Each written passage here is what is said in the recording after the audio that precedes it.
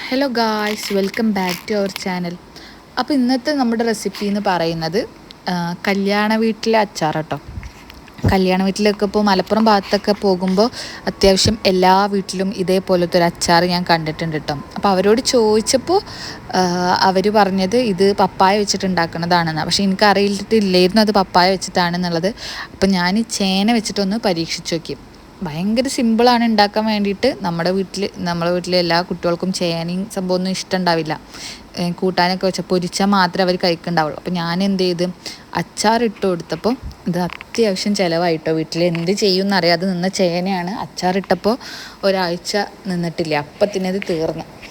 അപ്പോൾ ഇതിൻ്റെ സംഭവം ഉണ്ടാക്കാൻ ഭയങ്കര സിമ്പിളാട്ടോ. ഇതേ കാണുന്ന പോലെ തന്നെയാണ് ഉണ്ടാക്കുന്നത്. വേറെ ഒന്നും നമ്മൾ പ്രത്യേകിച്ചൊന്നും ആഡ് ചെയ്യണമൊന്നുമില്ല.